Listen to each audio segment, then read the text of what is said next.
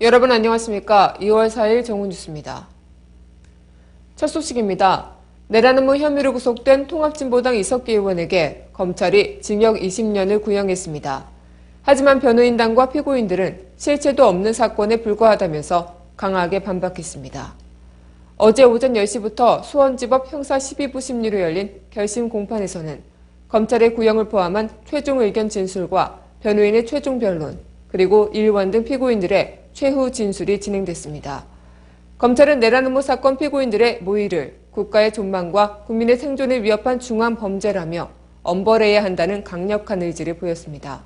이 같은 판단으로 검찰은 이석기 의원에게 내란 음모와 선동, 국가보안법 위반 혐의를 적용해 징역 20년에 자격정지 10년을 구형했습니다. 반면 변호인단은 이번 사건을 대선 댓글 의혹으로 수세에 몰린 국가정보원이 국면 전환용으로 조작한 정치 이벤트라고 규정했습니다. 검찰은 이 의원과 함께 기소된 다른 피고인 6명에겐 자격정지 10년에 징역 10년에서 징역 15년형을 각각 구형했습니다. 어제 45번째 공판을 마친 법원은 오는 17일 오후 2시에 1심 선고를 내리겠다고 밝혔습니다. 다음 소식입니다. 세상을 떠들썩하게 했던 이른바 내란 음모 사건 재판이 어제 사실상 마무리됐습니다. 검찰은 이석기 의원에게 징역 20년에 자격정지 10년이라는 중형을 구형했습니다. 검찰은 오전 약 3시간에 걸쳐 진행한 최종 의견 진술에서 지난해 5월 문제의 2차례 모임을 비밀 회합이라고 규정하며 사회주의 혁명을 위해서는 무슨 일이든지 할 수 있는 위험한 사람들이라고 강조했습니다. 이에 변호인단은 오후 3시간에 걸친 최종 의견 진술에서 이번 사건에 대해 아루라는 가상의 조직체는 국가정보원이 만든 소설이라며 이는 아루의 비밀 회합이 아닌 진보당 경기도당이 주최한 정세 강연회라고 강조했습니다. 또한 변호인은 핵심 증인인 국정원 프락치 A씨는 단순 제보자가 아닌 국정원으로부터 수사 업무를 받은 위탁자라며 A씨의 진술에 대한 신빙성 문제도 거론했습니다. 변호인단은 특히 국정원이 뒤늦게 제출한 A씨의 2010년 초기 진술조서와 현재 공소 내용이 조직 명칭, 강령, 조직 체계, 제보 동기 및 경위 등 중요한 부분에서 달라졌다는 점도 지적하면서 이번 사건은 국정원이 짜맞춘 각본이라고 주장했습니다.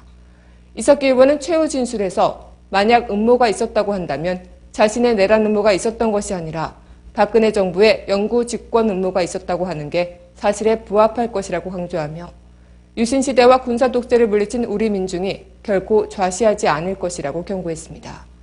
아울러 그는 이번 재판이 우리 사회의 이정표가 되기를 기원한다며 겨울 공화국이 아닌 민주공화국으로서 새봄의 서국을 알리는 재판부의 현명한 판결을 기원한다고 호소했습니다.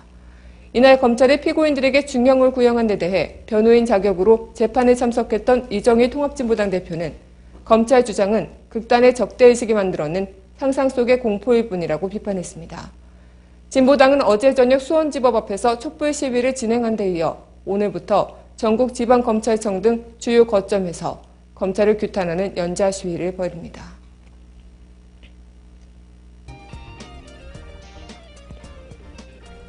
단신입니다. 이산가족 상봉 행사를 협의하기 위한 남북 적십자 실무 접촉이 내일 판문점 북측 지역인 통일각에서 열립니다. 북측은 어제 오후 판문점 연락관 채널을 통해 내일 실무 접촉을 갖자는 우리 측의 제의에 동의해왔다고 통일부가 밝혔습니다. 이에 앞서 북한은 어제 오전 통지문을 보내 내일 또는 내일 모레 중 남측이 편리한 날짜에 적십자 실무 접촉을 갖자고 제의했으며 정부는 내일로 날짜를 정해 북측에 답신을 보냈습니다. 카드사와 시중은행에서 줄줄이 유출된 주민등록번호의 제도 개편을 어떻게 할지 안전행정부가 검토에 착수했습니다. 금융기관에서 주민등록번호의 대량 유출이 확인된 가운데 현 주민등록증은 1999년에 일제 경신된 이후 15년이 흘렀기 때문에 다시 일제 경신할 시기가 됐다는 게 정부의 판단인 것으로 알려졌습니다. 안행부는 이에 앞서 2010년 주민등록증 위변조 방지를 위해 IC칩이 달린 전자주민등록증 도입을 추진했다가 인권단체 등 시민사회의 반발로 실패한 바 있습니다. 6.4 지방선거를 120일 앞둔 오늘 오전 9시부터 광역시도 단체장과 교육감 예비후보자 등록이 전국 17개 시도선거관리위원회에서 일제히 시작됩니다. 이번 지방선거는 2012년 총선 이후 2년 만에 치러지는 전국 단위 선거이자 박근혜 정부에 대한 중간평가 성격을 띠고 있어 여야 모두 사활을 건 폭력전을 예고하고 있습니다. 특히 새정치가 17개 광역시도단체장 선거에 모두 후보를 내겠다고 공언하면서 이번 선거는 지난 1998년 제2기 지방선거 이후 16년 만에 3자 구도로 치러질 가능성이 커졌습니다. 전남 여수 원유 유출 사고가 5일째를 맞은 가운데 일부에서 유화제를 사용한 것으로 드러나 2차 오염 우려가 제기됐습니다. 오늘 여수해경에 따르면 이번 원유 유출 사고의 방제 작업을 주관한 여수해경은 장시간에 걸쳐 해저 오염 등 2차 오염을 유발할 가능성이 커 유화제를 사용하지 않기로 했습니다.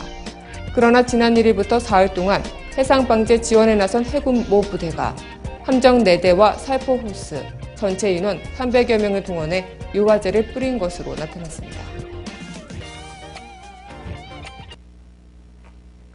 검찰이 이석기 의원에게 징역 20년을 구형했습니다. 이석기 의원은 최후 진술에서 이번 재판이 우리 사회의 이정표가 되기를 기원한다며 겨울공화국이 아닌 민주공화국 세범의 서국을 알리는 재판부의 현명한 판결을 기원한다고 호소했습니다. 재판부의 양심이 아직은 살아있음을 믿고 싶습니다. 공정한 판결을 기원해봅니다. 오늘 뉴스를 마치겠습니다. 고맙습니다.